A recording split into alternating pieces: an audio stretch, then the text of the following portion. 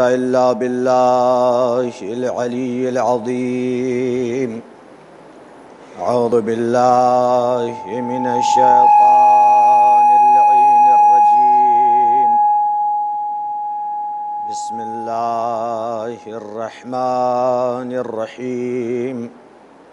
الحمد لله رب العالمين، والعاقبة للمتقين، والجنة للموحدين، والنار للعاصين وللكافرين.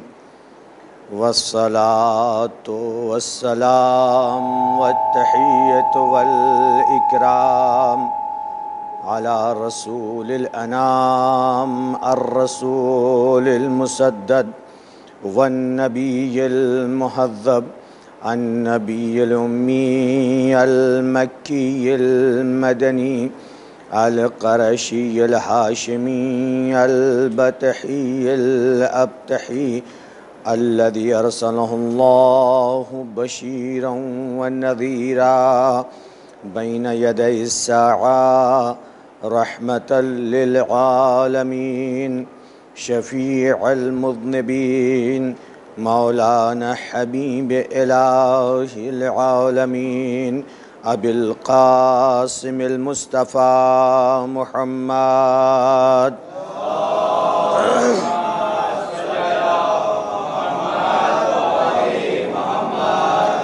وآله الطيبين الطاهرين المعصومين المظلومين الغر الميامين، الذين أذهب الله عنهم الرجس وطهرهم تطهيرا.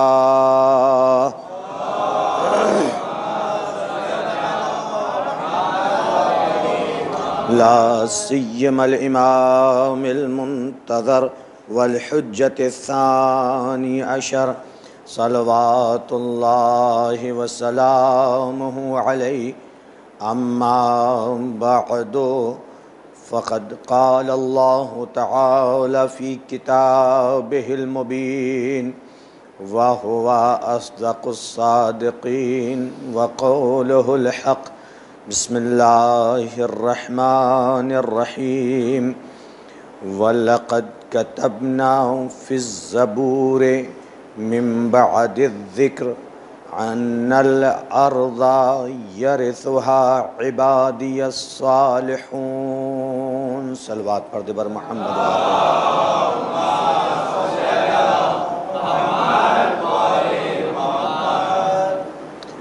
اللہ تعالی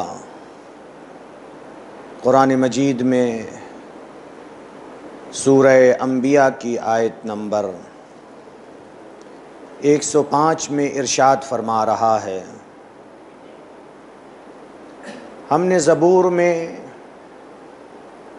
جو کہ آسمانی کتاب ہے، توریت کے بعد یہ بھی آسمانی کتاب ہے، یہ لکھ دیا ہے کہ زمین کے وارث ہمارے نیک اور صالح بندے ہوں گے۔ اس سے اس بات کا پتہ چلتا ہے کہ ایک وقت آئے گا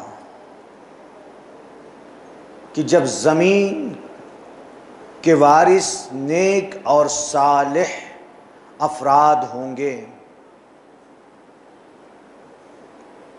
چونکہ اگر اس وقت، چونکہ پوری زمین کی بات ہے نا، کسی ایک ملک کی بات نہیں ہے کہ کوئی ایک ملک ہو مراد، نہیں، پوری زمین کی بات ہے۔ ان الارض یرثھا، زمین کے وارث ہمارے نیک اور صالح بندے ہوں گے۔ تو پوری زمین پر آپ ہم نظر ڈالیں اس وقت، یعنی پوری کائنات، پوری زمین سے مراد پوری کائنات پر نظر ڈالیں اور دیکھیں کہ حکومت کی باغ ڈور جن کے ہاتھوں میں ہے وہ کیسے ہیں؟ آیا نیک اور صالح بندے ہیں؟ آپ اپنی سرزمین ہندوستان سے دیکھنا شروع کیجئے، اس کے بعد جتنے ممالک ہیں، جتنے ملک ہیں، تمام ممالک پر نظر ڈالیے، کوئی ایک ملک میری نگاہ میں نہیں ہے۔ سارے دنیا میں جتنے بھی ممالک ہیں، جتنی بھی حکومتیں ہیں، چاہے وہ اسلامی حکومتیں ہوں یا غیر اسلامی حکومتیں ہوں، تمام پر نگاہ ڈالیے اور دیکھیے، آیا جن کے ہاتھ میں حکومت کی باغ ڈور ہے وہ نیک و صالح ہیں؟ توجہ کا طالب ہوں، نیک اور صالح ہیں یا نہیں؟ جبکہ اللہ کیا فرما رہا ہے؟ وَلَقَدْ كَتَبْنَا، قرآن مجید کی آیت ہے، بشارت ہے، پیشین گوئی ہے یہ کہ ہم نے زبور میں توریت کے بعد یہ لکھ دیا ہے کہ ہماری زمین کے وارث ہمارے نیک اور صالح بندے ہوں گے۔ تو اس وقت ہم آپ نظر دوڑا رہے ہیں پوری دنیا میں، آیا نیک اور صالح بندے زمین کے وارث ہیں؟ وارث سے مراد جن کے ہاتھ میں حکومت ہو، اقتدار ہو، سلطنت ہو۔ آپ ہم نظر دوڑائیں گے تو شاید ہی کوئی ملک نظر آ جائے، توجہ کا طالب ہوں، ورنہ تو ایسے ایسے حکومت کی باغ ڈور سنبھالے ہوئے ہیں جو اسلامی ممالک میں ہیں کہ جن سے کوئی بھی جرم باقی نہیں ہے کہ جس کے مرتکب نہ ہوتے ہوں، کوئی ظلم و ستم باقی نہیں جو انجام نہ دیتے ہوں، تو ان کو کیسے نیک اور صالح کہا جائے؟ تو پھر اس سے یہ پتہ چلتا ہے، توجہ رکھیے گا، تمہیدی باتیں ہیں، اس سے یہ اندازہ ہوتا ہے کہ ایک وقت آئے گا کہ جب زمین کے وارث اللہ کے نیک اور صالح بندے ہوں گے۔ وہ وقت کب آئے گا؟ ہمارے لیے تو بالکل واضح اور آشکار ہے۔ ہمارے لیے اس مراد یعنی ہم شیعہ اثنا عشری کے لیے، میں واضح لفظوں میں کہتا ہوں، اشارے کنائے میں نہیں، جو مکتب اہل بیت پر چلنے والے ہیں، خالی شیعہ نہیں کہتا ہوں، مکمل شیعہ اثنا عشری، ورنہ علم کلام کی کتابوں میں بہت سو کو شیعہ کہہ دیا گیا ہے، لیکن ہم وہ شیعہ نہیں ہیں، ہم شیعہ اثنا عشری ہیں، 12 کے پیرو ہیں، 12 کے نقش قدم پہ چلنے والے ہیں، ہم 12 کے ماننے والے ہیں۔ لہذا ہمارے لیے تو یہ بات واضح ہے کہ ایک منجی بشریت آئے گا، ایک مصلح آئے گا، ایک نجات دہندہ آئے گا جو پوری دنیا میں امن و امان کا پرچم لہرائے گا، کفر کا خاتمہ ہوگا، ظلم نیست و نابود ہوگا، ہر طرف عدل ہی عدل ہوگا، ہر طرف نور ہی نور ہوگا، ہر طرف انصاف ہی انصاف ہوگا۔ وہ کب ہوگا؟ جب مہدی تشریف لائیں گے، جن کا ہم انتظار کر رہے ہیں۔ صلوات پڑھ دے بر محمد و آل محمد۔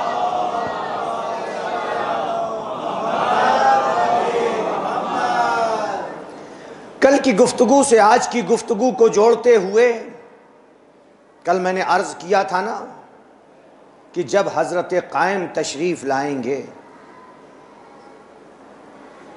تو اس وقت آپ کے صفات کیا ہوں گے، آپ کس حالت میں آئیں گے، آپ کس کیفیت میں آئیں گے، آپ کے ساتھ کیا آثار ہوں گے۔ کل کچھ باتیں بیان کر سکا تھا، پھر دامن وقت میں گنجائش نہیں تھی، اس لیے بہت سی باتیں چھوڑ دی تھی، باتوں کو سمیٹ کر کے مصائب پر آ گیا تھا، لیکن آج وہ سب مکمل کرنا ہے۔ کل یہ عرض کیا تھا کہ جب معصوم فرماتے ہیں وَيَخْرُجُ الْمَهْدِيُّ، تھوڑی دیر کے لیے ریپیٹ ہے، 3-4 منٹ کے لیے، یخرج المہدی، جب مہدی تشریف لائیں گے، جب ظہور فرمائیں گے، وَعَلَى رَأْسِهِ غَمَامَةٌ، آپ کے سر پر بادل ہوگا، بادل سایہ فگن ہوگا۔ جب آپ تشریف لائیں گے، وَيُنَادِي مُنَادٍ، ایک منادی، ایک فرشتہ ندا دے رہا ہوگا، ہذا بقیت اللہ فاتبعوہ، یہی بقیت اللہ ہیں، ان کا اتباع کرو۔ یہ ایک علامت جب آپ تشریف لائیں گے۔ دوسری علامت کیا ہوگی؟ آپ کے سر پر، عرض کیا تو میں نے کہا ریپیٹ کر رہا ہوں، دوہرا رہا ہوں، آپ کے سر پر رسول اللہ کا سفید عمامہ ہوگا، آپ کے جسم پر رسول اللہ کا پیراہن ہوگا، آپ کے سر پر عمامے کے ساتھ ساتھ آہنی ٹوپی، آہنی خود رسول اللہ کی ہوگی، سینے پہ رسول اللہ کی زرہ ہوگی، آپ کے ہاتھ میں ذوالفقار حیدری ہوگی، آپ کے ہاتھ میں وہ پرچم ہوگا کہ جو پرچم جنگ بدر کے موقع پر نبی اکرم نے لہرایا تھا، جنگ جمل کے موقع پر مولائے کائنات نے لہرایا تھا، وہ پرچم آپ لے کر کے آئیں گے۔ اتنی بات میں نے ریپیٹ کی کل جو بیان کر چکا تھا۔ آج کی گفتگو یہ کہ امام سجاد علیہ السلام، اللہم صلی علی محمد وعلی محمد، ابو خالد کابلی سے کہتے ہیں، فرماتے ہیں میری نگاہیں دیکھ رہی ہیں کہ تمہارا صاحب، صاحب سے مراد حضرت مہدی، تمہارا صاحب کوفے کے کنارے نجف کی بلندی پر یہی پرچم لہرا رہا ہے۔ کون سا پرچم؟ یہی جو پرچم نبی اکرم نے جنگ بدر کے موقع پر لہرایا، کامیابی ملی، جنگ جمل کے موقع پر مولا کائنات نے لہرایا، کامیابی ملی۔ کل عرض کیا اس کے بعد مولا کائنات نے اس کو لپیٹ کر رکھ دیا۔ جنگ صفین میں آپ کے اصحاب اصرار کرتے رہے، لیکن آپ نے اس پرچم کو نہ کھولا اور نہ لہرایا، اور یہی کہا اس پرچم کو اب ہمارا مہدی، ہمارا قائم جب آئے گا تو وہ لہرائے گا۔ لہٰذا امام سجاد فرماتے ہیں کہ میری نگاہ دیکھ رہی ہے کوفے کے کنارے نجف کی بلندی پر میرا قائم وہ پرچم لہرا رہا ہے۔ صلوات کا تو سہارا دیتے رہیے۔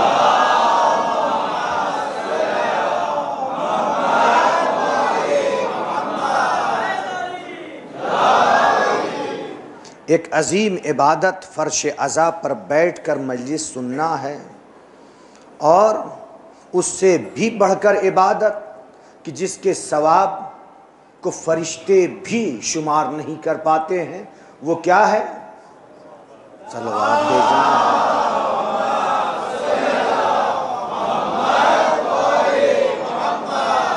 لہٰذا جیسے ہی موقع آپ لوگ پائیں ویسے صلوات بھیج دیں تاکہ مجھے بھی سہارا مل جائے اور آپ کو بھی ثواب ملتا رہے۔ ایک مرتبہ اور صلوات پڑھ دیجئے۔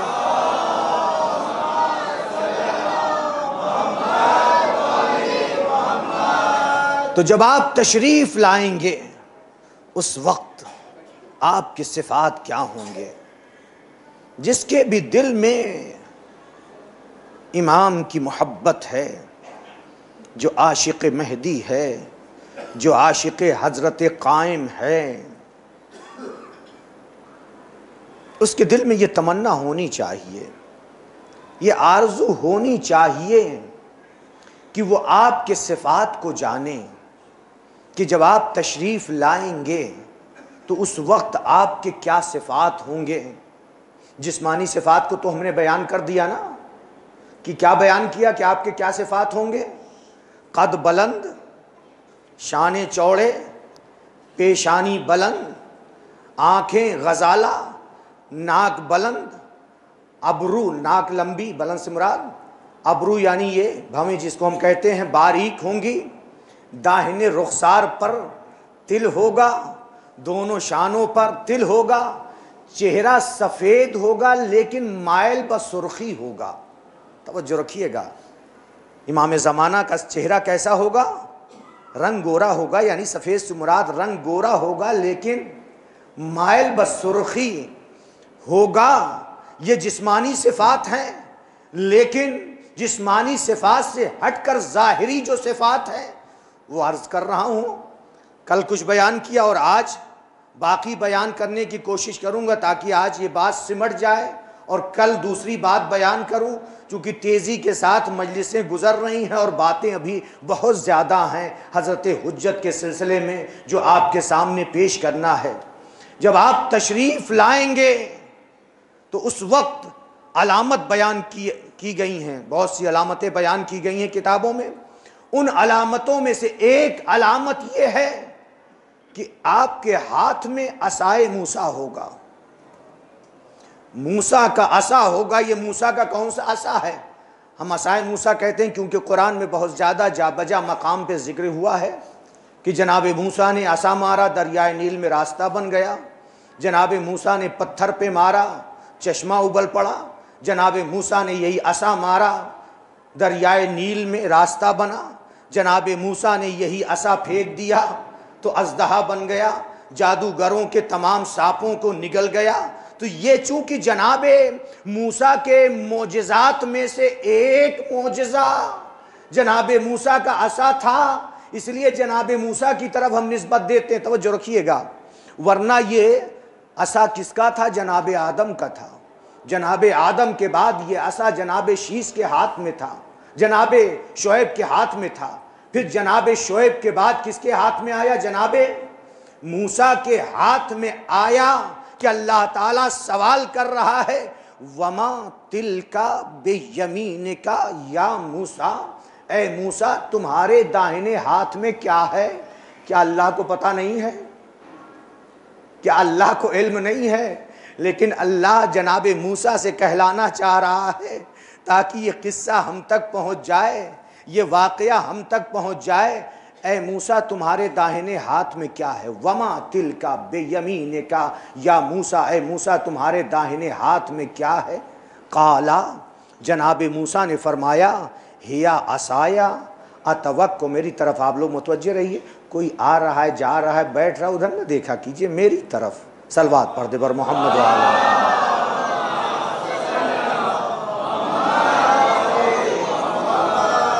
تب تو آپ حضرت مہدی کے عاشق کہے جائیں گے۔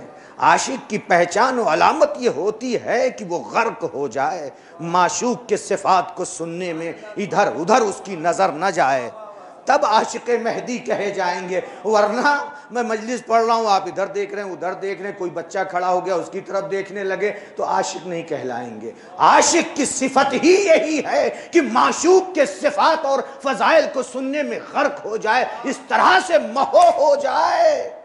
عاشق کی صفت یہ ہے کہ اگر پیر میں تیر بھی لگ جائے، تیر نکال لیا جائے تو پتہ بھی نہ چلے۔ صلوات پڑھ دے بر محمد و آل محمد۔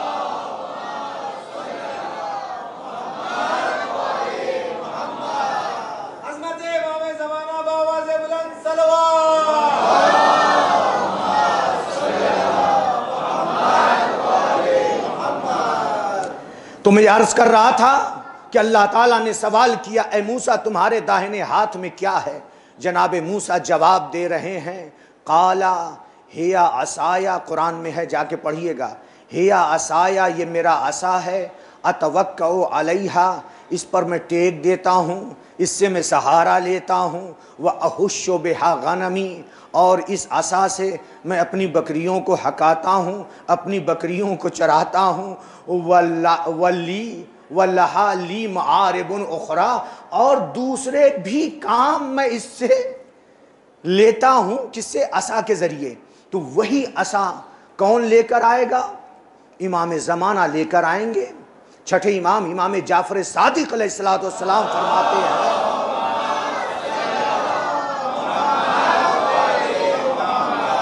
اس عصا سے جو کام جناب موسیٰ نے کیا ہے وہ سارے کام، بلکہ اس سے زیادہ اس عصا سے حضرت مہدی انجام دیں گے۔ معجزہ تھا نا، دریائے نیل میں مارا، بھی عرض کیا، راستہ بن گیا، ڈال دیا اژدہا بن گیا، پتھر پہ مارا چشمہ ابل پڑا، بہت سارے کام تھے۔ حضرت مہدی بھی لے کر آئیں گے وہ عصا، تو آپ کے ہاتھ میں، توجہ رکھیے گا کیا کیا لے کر کے آئیں گے، آپ کے ہاتھ میں عصائے موسیٰ ہوگا، اور کیا لے کر آئیں گے آپ کے ساتھ، اور کیا چیز ہوگی؟ سنگ موسیٰ بھی ہوگا، خالی عصا نہیں۔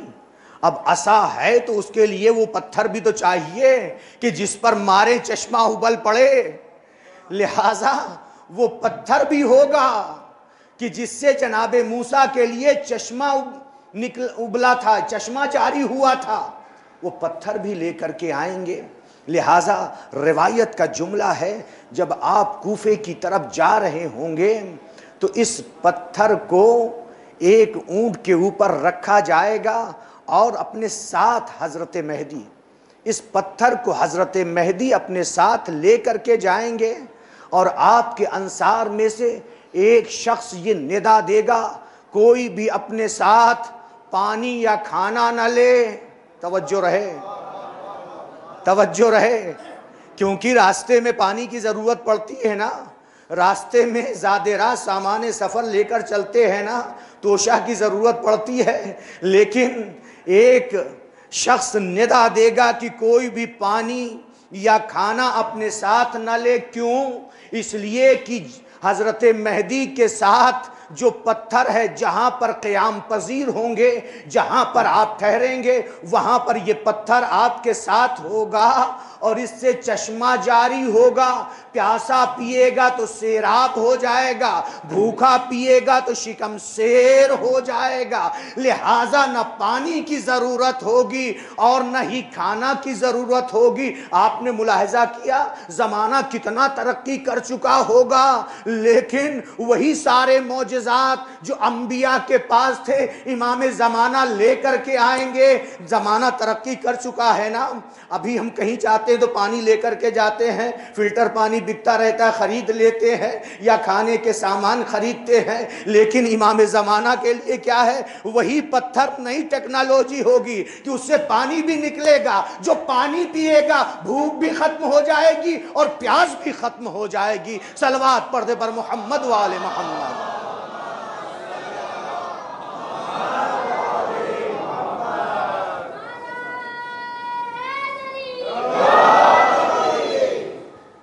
اور آپ کے ساتھ کیا ہوگا؟ سنتے رہیے اور یاد کرتے رہیے۔ تابوت سکینہ، نام تو سنا ہے نا تابوت سکینہ مجلسوں میں، کہ تابوت سکینہ کیا چیز ہے؟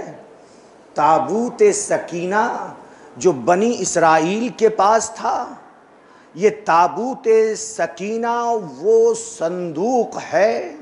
تابوت تابوت آپ سنتے رہتے ہیں، سوچتے ہوں گے تابوت ہی ہے، لیکن کیا ہے؟ وضاحت کیا کی ہے روایتوں میں؟ جو وضاحت کی گئی ہے، یہ وہ صندوق ہے کہ جو اللہ تعالیٰ نے مادر موسیٰ کے پاس بھیجا تھا، اور بھیجنے کے بعد مادر موسیٰ سے کہا تھا کہ اس کے اندر موسیٰ کو رکھ کر دریائے نیل کے حوالے کر دو۔ توجہ رہے، کون سا صندوق ہے کہ مادر موسیٰ نے، اللہ تعالیٰ نے بھیجا جناب موسیٰ کی مادر گرامی کے پاس؟ کس لیے بھیجا؟ کہ جناب موسیٰ کو اس صندوق میں رکھ کر، چونکہ یہ تو ہم لوگوں کو معلوم ہی ہے، اتنی مجلسیں ہوا کرتی ہیں، فرعون کیا کر رہا تھا؟ جتنے بچے پیدا ہو رہے تھے انہیں بچے سے مراد لڑکے، اولاد نرینہ، انہیں کیا کر رہا تھا؟ قتل کرا دے رہا تھا۔ لہٰذا جناب موسیٰ پیدا ہوئے، آثار نمایاں نہیں تھے، آتی تھیں عورتیں، دایا عورتیں آتی تھیں، تفتیش کر کے چلی جاتی تھیں، لیکن حمل کے آثار نمایاں ہی نہیں تھے، پتہ ہی نہیں چلا۔ جناب موسیٰ پیدا ہو گئے، لیکن اللہ تعالیٰ کہہ رہا ہے قرآن مجید میں ہے وَأَوْحَيْنَا إِلَىٰ أُمِّ مُوسَىٰ أَنْ أَرْضِعِيهِ، جب جناب موسیٰ پیدا ہو گئے تو اللہ کہہ رہا ہے ہم نے موسیٰ کی ماں پر وحی کی کہ اے مادر موسیٰ اپنے بچے کو دودھ پلاؤ۔ فَإِذَا خِفْتِ عَلَيْهِ، جب تم کو خوف محسوس ہو موسیٰ کے متعلق، فَأَلْقِيهِ فِي الْيَمِّ، تو تم ان کو دریائے نیل کے حوالے کر دینا، دریائے نیل میں ڈال دینا۔ وَلَا تَخَافِي وَلَا تَحْزَنِي، خوف نہ کرنا اور ڈرنا بھی نہیں اور کوئی غم بھی نہ کرنا۔ إِنَّ رَادُّوهُ إِلَيْكِ وَجَاعِلُوهُ مِنَ الْمُرْسَلِينَ، ہم تمہارے بیٹے کو تم تک پہنچائیں گے اور اسے مرسلین میں رسولوں میں سے قرار دیں گے۔ قرآن مجید کی آیت ہے، اللہ تعالیٰ یہ کہہ رہا ہے کہ اے مادر موسیٰ ڈرنا نہیں۔ تو یہی صندوق بھیجا تھا جس کے اندر جب خوف محسوس کیا مادر موسیٰ نے جناب موسیٰ کو اسی صندوق میں رکھ کر دریائے نیل کے حوالے کر دیا، تو یہی صندوق لے کر کے حضرت مہدی تشریف لائیں گے۔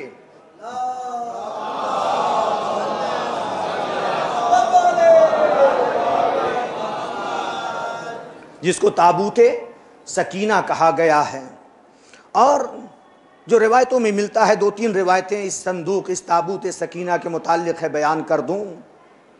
جناب موسیٰ نے آخری وقت میں اپنا عصا، الواح اور دوسرے آثار انبیاء کو اسی تابوت سکینہ، اسی صندوق میں رکھ دیا تھا، اور یہ وہ صندوق ہے کہ جس کے اندر تمام انبیاء کی تصاویر ہیں، تمام انبیاء کی تصویریں اسی تابوت سکینہ کے اندر ہیں۔ جب اور یہی تابوت سکینہ کس کے پاس ہوگا؟ حضرت قائم کے پاس ہوگا، اور جب آپ بیت المقدس کی طرف تشریف لے جائیں گے اسی تابوت سکینہ کو اپنے ساتھ لے کر جائیں گے، چونکہ تابوت سکینہ کی یہ صفت بیان کی گئی ہے۔ بنی اسرائیل جب اس تابوت سکینہ کو یعنی اس صندوق کو جنگوں میں لے کر اپنے ساتھ جاتے تھے تو انہیں کامیابی ملتی تھی، تو حضرت مہدی بھی جب بیت المقدس کی طرف جائیں گے تو اپنے ساتھ اسی تابوت سکینہ کو لے کر کے جائیں گے، اور جہاں جہاں جائیں گے کامیابی حاصل کرتے ہوئے جائیں گے۔ اللہ تعالیٰ آپ کے ہاتھوں پہ فتح و ظفر عطا کرے گا اور امام مہدی کامیاب ہوتے چلے جائیں گے۔ صلوات پڑھتے بر محمد وآل محمد۔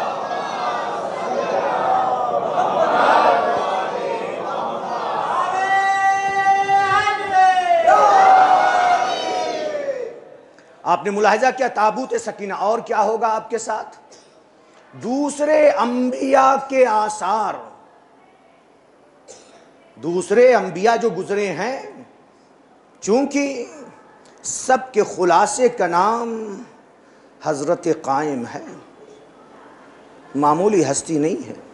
1,24,000 انبیاء، ان کے اوصیاء اور ہمارے 12 ائمہ کہ تمام فضائل و کمالات کے مجموعے کا نام حضرت مہدی ہے۔ کتنی عظیم المرتبت شخصیت کا نام حضرت مہدی ہے کہ جس سے ہم اپنے وقت کے امام سے غافل رہتے ہیں۔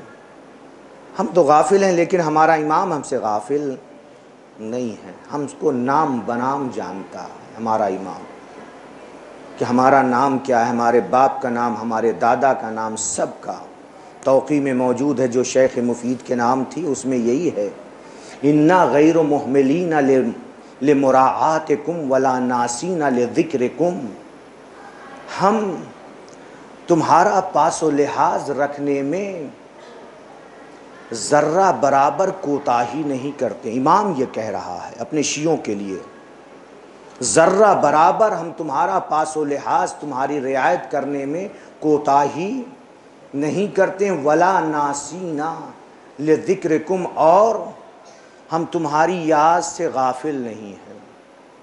یعنی ہم سے ہمارا وقت کا امام غافل نہیں ہے، وہ ہمیں یاد کرتا رہتا ہے، اور ہم پر جب بھی جو مشکل پڑتی ہے امام اس میں ہماری مدد کرتے ہیں. اور پھر امام خود فرما رہے ہیں وَلَوْلَا ذَلِكَ لَنَزَلَ بِكُمُ اللَّأْوَاءُ وَاسْتَلَمَكُمُ الْأَعْدَاءُ.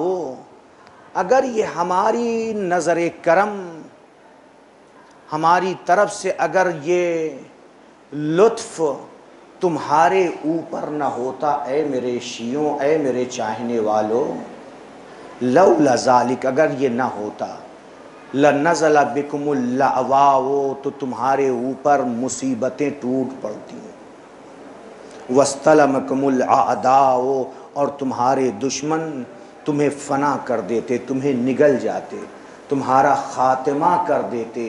امام کی نظر کرم ہے، امام ہماری اور آپ کی یاد سے غافل نہیں ہیں، ہم غافل ہیں. ہم کو چاہیے کہ اپنے وقت کے امام سے استغاثہ کریں. میں نے اس سے پہلے بھی بیان کیا اور ہمیشہ میں یہ بیان کرتا ہوں، ایک بزرگ عالم دین نے یہ کہا کہ ہر روز ہر شیعہ کو چاہیے کہ اپنے امام سے 5 منٹ، زیادہ نہیں، صرف 5 منٹ استغاثہ کرے.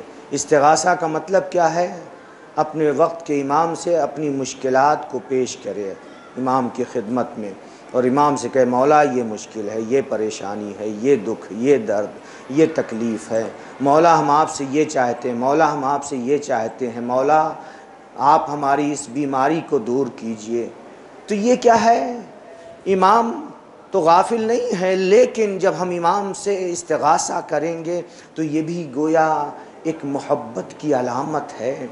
جو جس سے محبت کرتا ہے، جس کو کچھ سمجھتا ہے، اسی سے تو طلب کرتا ہے، ہر ایک سے طلب نہیں کرتا ہے. تو میں عرض یہ کر رہا تھا کہ آپ جب تشریف لائیں گے تو دوسرے انبیاء کے بھی آثار آپ کے ساتھ ہوں گے. ابھی میں نے عرض کیا کہ جناب موسیٰ کا عصا ہوگا، جناب موسیٰ کی الواح ہوگی، جناب موسیٰ کا وہ ظرف بھی ہوگا کہ جس میں، ظرف یعنی برتن، کہ جس میں اللہ تعالیٰ کے لیے قربانی پیش کرتے تھے، وہ برتن بھی حضرت مہدی کے ساتھ ہوگا. اور آپ کے ساتھ، توجہ رکھیے گا، آپ کے ساتھ حضرت آدم کا پیراہن ہوگا، حضرت یوسف کا پیراہن ہوگا، اور پیراہن ابراہیم ہوگا، حضرت اسماعیل کا حلہ ہوگا، اور آپ کے ساتھ وہ اسم اعظم ہوگا. توجہ رکھیے گا، آپ کے ساتھ وہ اسم اعظم ہوگا کہ نبی اکرم جب جنگوں میں اس اسم اعظم کو صفوں کے درمیان رکھتے تھے تو مشرکین کی تلواروں سے مسلمان محفوظ رہتے تھے. وہ اسم اعظم حضرت مہدی لے کر آئیں گے، وہ بھی آپ کے ساتھ ہوگا. اور یہی نہیں بلکہ آپ جب تشریف لائیں گے تو آپ کے ساتھ تمام کتب آسمانی، جب تمام انبیاء کے وارث ہیں نا، تمام انبیاء کے فضائل و کمالات آپ کے اندر ہیں، تو تمام انبیاء کی جتنی کتابیں ہیں گزری ہیں، جو 4 آسمانی کتابیں، اس کے علاوہ صحیفے ہیں، تمام کتب آسمانی اور صحیفے جو انبیاء کے تھے، کہ جن کے ذریعے سے، جن کتابوں کے ذریعے سے، جن صحیفوں کے ذریعے سے لوگوں کی ہدایت کرتے تھے، حضرت مہدی ان تمام کتابوں اور تمام صحیفوں کو لے کر آئیں گے. ایسے نہیں آئیں گے، تمام کتابیں، تمام صحیفے آپ کے ہمراہ ہوں گے، اور وہ قرآن ہوگا. توجہ رہے، وقت اتنا تیزی سے گزر جاتا پتہ بھی نہیں چلتا، ایسا محسوس ہو رہا ابھی ہم نے کچھ پڑھا ہی نہیں ہے. لیکن وقت اپنی منزل پہ پہنچنے والا ہے. آپ کے ساتھ وہ قرآن بھی ہوگا. توجہ سے سنیے کہ جو قرآن مولائے کائنات نے جمع کیا تھا. یہ ہے نا کہ حضرت مہدی جب تشریف لائیں گے عجل اللہ تعالی فرجہ الشریف،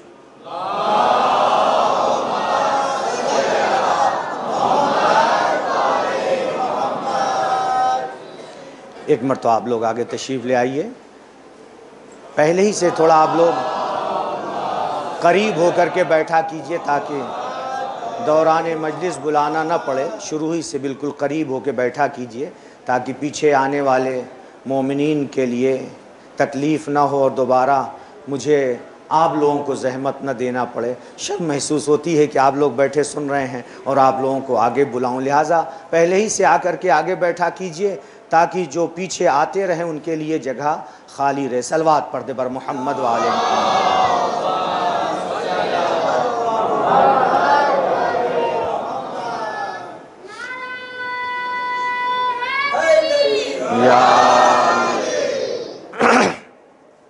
تو آپ کے ساتھ وہ قرآن ہوگا کہ جو قرآن مولائے کائنات نے جمع فرمایا تھا.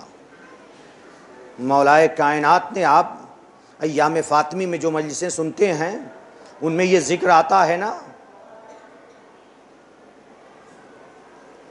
کہ مولائے کائنات نے یہ عہد کیا تھا کہ جب تک میں قرآن مجید کو جمع نہیں کر لوں گا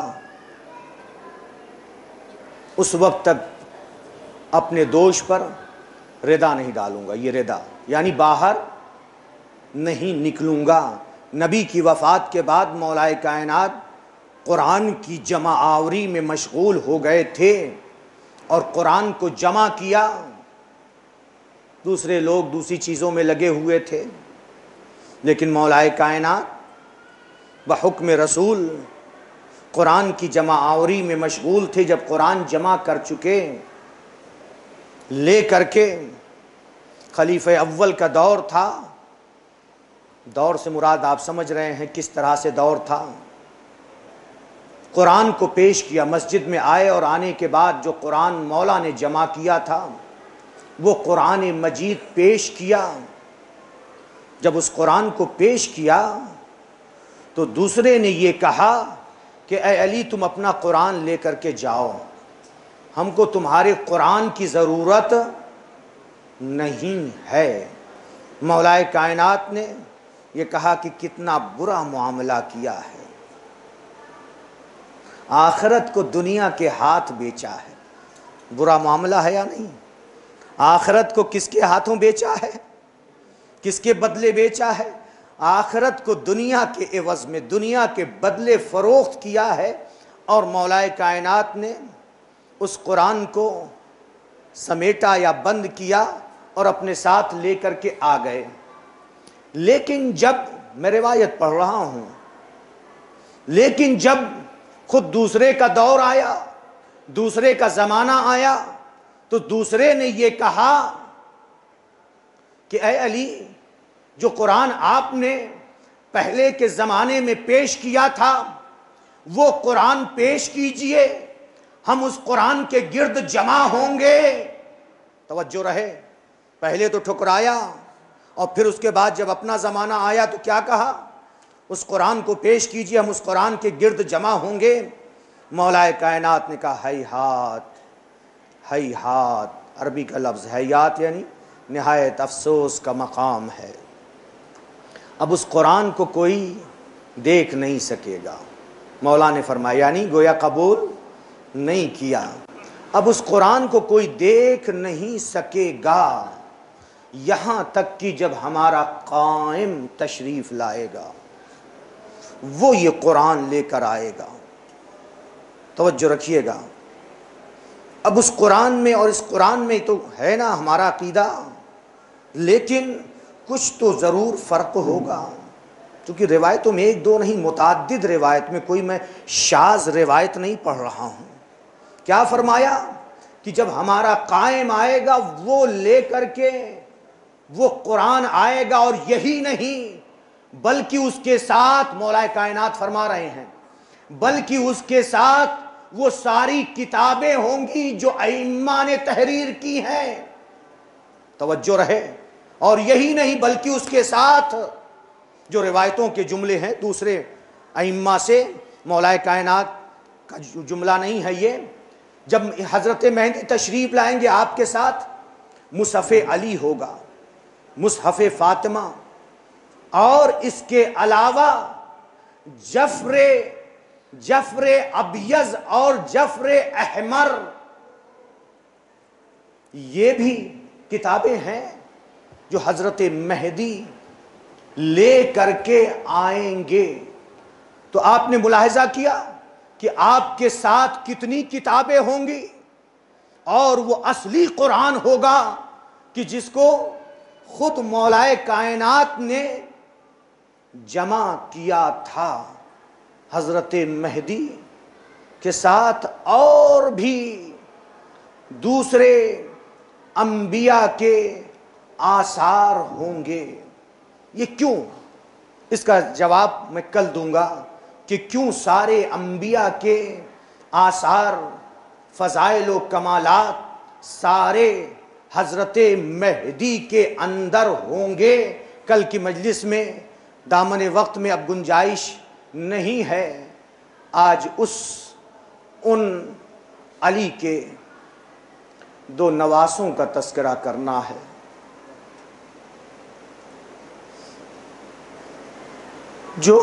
جن کو ہم یتیمان مسلم کہتے ہیں۔ کل میں نے ذکر کیا تھا نا کہ مقتل کی کتابوں میں اور انساب کی کتابوں میں جناب مسلم کے سلسلے میں کیا لکھا ہے؟ فلا اقبا لہو، جناب مسلم کے بعد جناب مسلم کی نسل ختم ہو گئی۔ کل بیان کیا تھا نا، دو بیٹے اپنی ماں رقیہ کے ساتھ اور ایک بیٹی امام حسین کے ہمراہ یہ سب کربلا گئے تھے۔ دو بیٹے کربلا میں شہید ہوئے، اور دو جناب مسلم کے دو فرزندان مسلم جناب مسلم کے ساتھ کوفہ گئے تھے۔ جناب مسلم کی شہادت سے پہلے انہیں گرفتار کر لیا گیا تھا، اور گرفتار کر کے ابن زیاد کے سامنے جب پیش کیا گیا تو ابن زیاد نے قید خانے میں ڈال دیا۔ ان بچوں کی کمسنی پر بھی رحم نہ کیا۔ کیا عمریں 9 سال 10 سال یا 10 یا 11 سال ان کی عمریں ملتی ہیں۔ ایک کا نام محمد اور دوسرے کا نام ابراہیم تھا، یا عبداللہ اور ابراہیم بھی لکھا ہے۔ اور جب داروغہ زندان کے حوالے کیا ابن زیاد لعنت اللہ علیہ نے، تو یہ کہہ کے حوالے کیا، دیکھو ان بچوں کو اچھا کھانا اور ٹھنڈا پانی نہ دینا، لہذا داروغہ زندان حکم کی تعمیل کرتے ہوئے ان بچوں کو شام کے وقت 2 جو کی روٹی اور 1 کوزے میں پانی لا کر کے دیتا تھا۔ 1 سال اسی طرح سے گزر گیا۔ چھوٹے بھائی نے بڑے بھائی سے کہا، بھیا لگتا ہے کہ ہم اسی قید خانے میں گھل جائیں گے، اسی قید خانے میں ہم دنیا سے گزر جائیں گے۔ آج داروغہ زندان آئے تو ہم اس سے اپنا تعارف تو کرا دیں کہ ہم کون ہیں، شاید وہ ہمیں پہچان کر اور ہمیں چھوڑ دے، رہا کر دے، آزاد کر دے۔ لہٰذا جب حسب معمول داروغہ زندان 2 جو کی روٹیاں اور 1 کوزے میں پانی لے کر کے آیا، تو چھوٹے بھائی نے داروغہ زندان سے کہا، یا شیخ حل تعرف محمد المصطفیٰ، کیا تم محمد مصطفیٰ کو پہچانتے ہو؟ اس نے کہا، کیوں نہیں، وہ تو ہمارے نبی اور شفیع روز جزا ہیں۔ پھر بچوں نے کہا، حل تعرف جعفرا، کیا تم جعفر طیار کو جانتے ہو؟ کہا، کیوں نہیں، جنگ موتا میں شہید ہوئے۔ اللہ نے 2 پر عطا کیے ہیں کہ جس سے وہ جنت میں پرواز کرتے ہیں۔ پھر بچوں نے کہا حل تعرف علی ابن ابی طالب، کیا تم علی ابن ابی طالب کو پہچانتے ہو؟ کہا کیوں نہیں، نبی کے داماد اور ان کے ابن عم ہے۔ پھر بچوں نے کہا حل تعرف مسلم ابن عقیل، کیا تم مسلم ابن عقیل کو پہچانتے ہو؟ اس نے کہا کیوں نہیں، یہ نبی کے ابن عم کے فرزند ہیں۔ بچوں نے تڑپ کر کے ہاتھ جوڑ کر کے کہا نحنو من ولد مسلم ابن عقیل، ہم مسلم ابن عقیل کے فرزند ہیں۔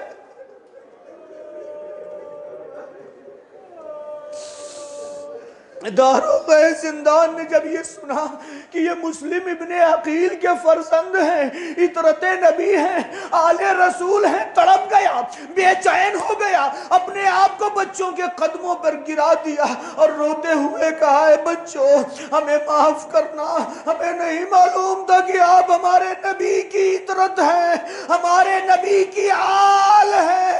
ہم قید خانے کا دروازہ کھول دیتے ہیں، جاؤ جہاں جانا چاہتے ہو چلے جاؤ، لیکن میری ایک بات یاد رکھنا، رات میں سفر کرنا لیکن دن میں کسی باغ میں جا کر بڑے درخت پر جا کر کے بیٹھ جانا۔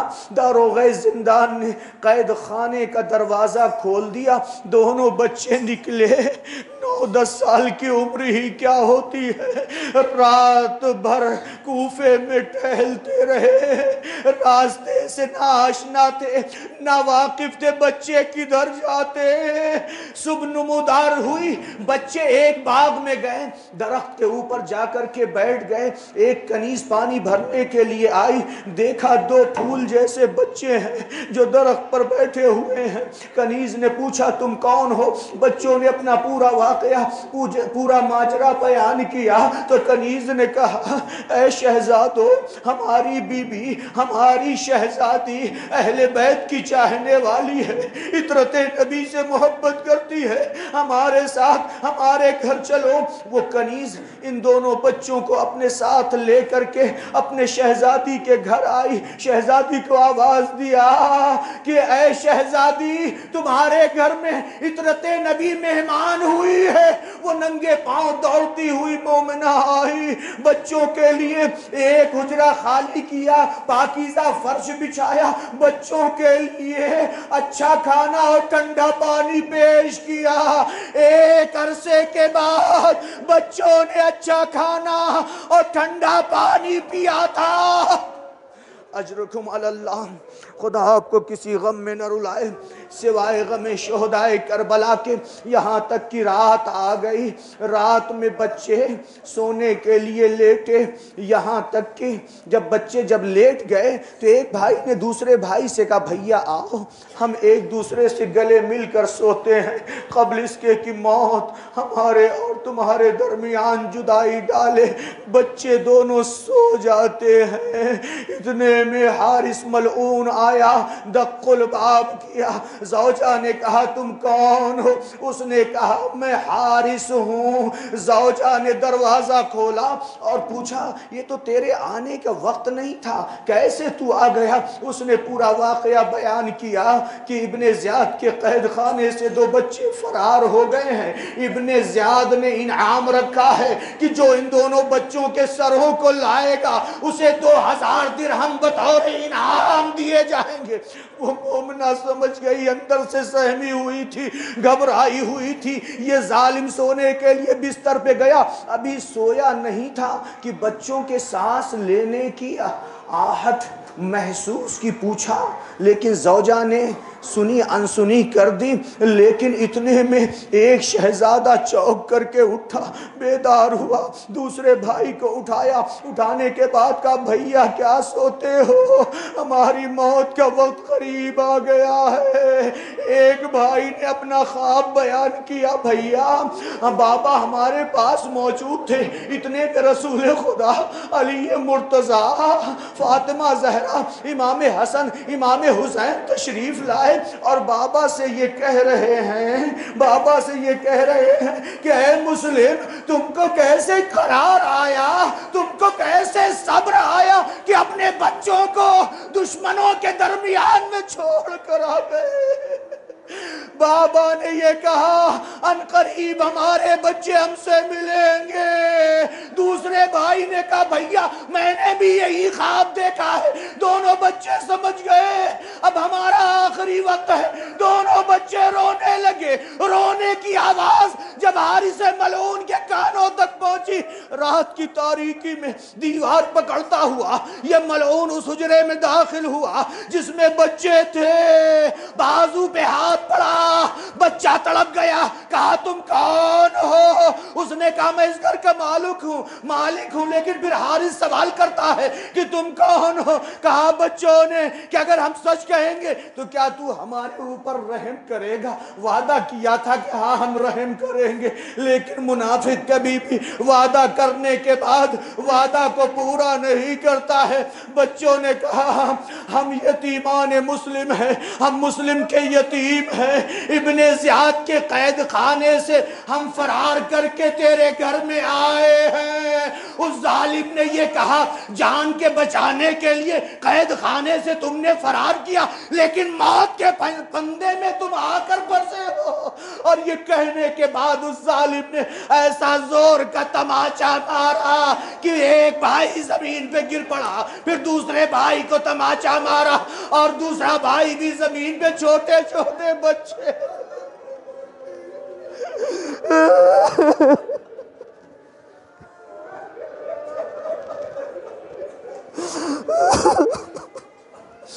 پھر اس کے بعد صحن خانہ میں لیے ہوئے آیا، دونوں بچوں کو صحن خانہ میں باندھ دیا۔ رات بھر بچے روتے رہے۔ صبح نمودار ہوئی، یہ ظالم ان بچوں کو قتل کرنے کے لیے دریائے فرات کی طرف لے کر کے چلا۔ وہ مومنہ اس کی زوجہ ہاں رکاوٹ بنی، منع کر رہی تھی، لیکن ایسا یہ سنگ دل تھا، ایسا ظالم تھا کہ اس نے ایک تلوار اپنی زوجہ کو ماری اور زوجہ بے ہوش ہو گئی۔ ان دونوں بچوں کو لے کر کے چلا، ساتھ میں غلام ہے اور ساتھ میں حارث کا بیٹا بھی ہے۔ دریائے فرات کے کنارے جب پہنچا تو اپنے غلام کو تلوار دی، کہا ان دونوں کے سر کو قلم کر دو۔ جب غلام تلوار لیے ہوئے آیا، چاہتا ہے بچوں کو قتل کرے۔ ایک مرتبہ بچوں نے کہا اگرچہ بچے چھوٹے ہیں لیکن کس گھرانے سے ہیں، ان بچوں کا دیکھیے آخری وقت میں بھی ظالم کو ظلم سے نجات عطا کی۔ چراغ ہدایت کے گھر کے بچے ہیں نا۔ کیا کہا؟ بچوں کو تو معلوم تھا کہ میں شہید کر دیا جاؤں گا، ہم بچ نہیں سکیں گے، لیکن شہادت سے پہلے دو کو گناہ سے بچایا۔ کیا کہا کہ اے سیاہ، تیری سیاہی مؤذن رسول بلال سے کس قدر مشابہ ہے۔ اس وقت اس غلام نے سوال کیا تم کون ہو؟ بچوں نے کہا ہم یتیمان مسلم ہیں۔ جب اسے معلوم ہوا تلوار پھینکی، دریا کے اس پار جانے لگا۔ حارث نے اپنے غلام کو آواز دی، اے غلام تجھ نے آقا کی نافرمانی کی ہے۔ غلام نے کہا تیری نافرمانی ضرور کی ہے لیکن اللہ کی اطاعت کی ہے۔ پھر بیٹے کو تلوار دی کہ ان دونوں کا سر قلم کرو۔ جب بیٹا آگے آیا، ان بچوں نے کہا اے جوان تو اپنی جوانی پر کیوں رحم نہیں کھاتا ہے؟ اس جوان نے پوچھا تم کون ہو؟ کہا ہم عطرت نبی سے ہیں، یتیمان مسلم ہیں۔ اس نے بھی تلوار پھینکی، دریا کے اس پار جانے لگا۔ حارث نے آواز دی، اپنے بیٹے سے کہا بیٹے تو نے ہماری نافرمانی کی ہے۔ بیٹے نے بھی جواب میں یہی کہا تیری نافرمانی ضرور کی ہے لیکن اللہ کی اطاعت کی ہے۔ اب یہ ظالم تلوار لیے ہوئے ان دونوں بچوں کے قریب آیا اور کہتا ہے کہ اب تم ہماری تلوار سے قتل ہوگے۔ جب بچوں نے دیکھا کہ اب ہمیں یہ قتل کر دے گا، بچوں نے ہاتھ جوڑ کر کے یہ کہا اگر تو مال دنیا ہی چاہتا ہے تو ہمیں ابن زیاد کے پاس لے چل، جو وہ حکم دے اس پر عمل کر۔ لیکن اس نے کہا یہ منظور نہیں ہے۔ پھر اس کے بعد کہا کہ اگر تو مال دنیا چاہتا ہے تو ہمیں لے چل کے بازار میں فروخت کر لے۔ اس نے کہا یہ بھی منظور نہیں ہے۔ پھر اس کے بعد بچے تڑپ کے کہتے ہیں اے شخص، اے شقی، کیا تجھ کو ہماری کمسنی پر رحم نہیں آتا ہے؟ وہ ظالم کہتا ہے کہ ہمارے دل میں تمہارے متعلق رحم نہیں ہے۔ پھر بچوں نے کہا ارے اتنی مہلت تو دے دے کہ ہم اپنے پروردگار کی 2 رکعت نماز پڑھ لیں۔ وہ ظالم، وہ شقی، وہ بدبخت کہتا ہے اگر تم کو نماز بچاتی ہے تو نماز پڑھ لو۔ بچوں نے وضو کیا، وضو کرنے کے بعد 2 رکعت نماز پڑھی۔ کربلا سے یہ سبق لیجئے، 9 یا 10 سال کے بچے ہیں، آخری وقت تک نماز سے غافل نہیں ہے۔ لہٰذا جو شیعان علی ہیں ان کا فرض یہ ہے کہ کبھی نماز سے غافل نہ ہو۔ بچوں نے 2 رکعت نماز پڑھی۔ نماز پڑھنے کے بعد اپنے ہاتھوں کو خدا کی بارگاہ میں بلند کیے اور دعا کی یا عدلو یا حکموں احکم بیننا و بینہ بالحق، اے عادل، اے احکم الحاکمین، ہمارے اور اس کے درمیان حق کے ذریعے سے فیصلہ کر۔ ابھی بچوں کی دعا تمام نہ ہوئی تھی، ظالم نے بڑھ کر کے بڑے بھائی کے سر پہ تلوار ماری۔ بڑے بھائی کا سر تن سے جدا ہوا۔ چھوٹے بھائی نے دیکھا، چیخ نکلی، اپنے بڑے بھائی کے خون میں لوٹنا شروع کیا۔ بھائی کے خون کو ہاتھ میں لے کر چہرے پہ ملتے ہوئے چھوٹا بھائی کہہ رہا تھا اے بھیا تم مجھے تنہا چھوڑ گئے، اور کبھی یہ کہہ رہا تھا کہ اسی طرح سے رسول خدا سے میں ملاقات کروں گا۔ بڑے بھائی کے سر کو تشت میں رکھا، لاش کو دریائے فرات میں ڈالا، اور پھر اس کے بعد چھوٹے بھائی کے سر کو تن سے جدا کیا، دونوں سروں کو تشت میں رکھا اور چھوٹے بھائی کی میت کو نہر فرات کے حوالے کیا۔ آخری جملہ ہے بڑے بھائی کی میت اس وقت تک سطح آب پہ ٹھہری رہی جب تک کہ چھوٹے بھائی کی لاش نہ آ گئی۔ جب چھوٹے بھائی کی میت کو ظالم نے دریائے فرات میں ڈالا، بڑے بھائی کی لاش پانی کو چیرتی ہوئی آگے بڑھی، چھوٹے بھائی کو گلے سے لگایا، اور دونوں بھائی یہ کٹی ہوئی گردن سے یہ آواز آئی اے ظالم تو اس کا انجام دیکھ لے گا، اس کا بدلہ تجھے مل جائے گا۔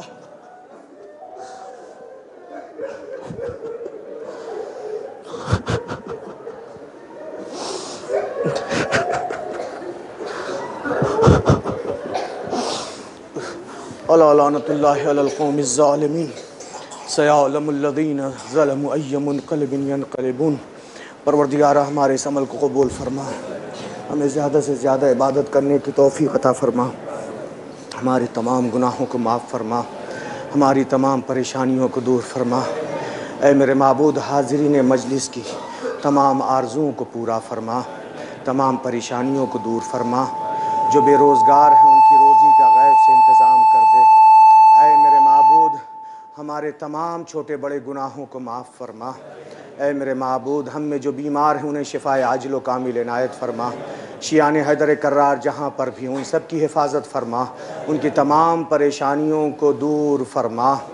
اے میرے معبود، پرچم اسلام کو سربلند فرما، پرچم کفر و نفاق کو سرنگوں فرما، اتباعت عالیات کی حفاظت فرما۔ اے میرے معبود، تعمیر جنت البقیع کے اسباب مہیا فرما، منتقم خون حسین حضرت حجت کے ظہور میں تعجیل فرما، جن مرحومین کے لیے نام پرچے پہ دیے ہر روز کیا نوں ان مرحومین کی مغفرت کے لیے، اور آپ کے بھی جتنے مرحومین ہیں اے میرے معبود ان سب کی مغفرت فرما، ہمارے والدین کی مغفرت فرما۔ ایک مرتبہ سورہ فاتحہ اور 3 مرتبہ سورہ اخلاص پڑھ کر جتنے بھی آپ کے مرحومین ہیں، شیعان حیدر کرار کے جتنے بھی مرحومین ہیں ان کے لیے ارسال کر دیں۔ بسم اللہ الرحمن الرحیم۔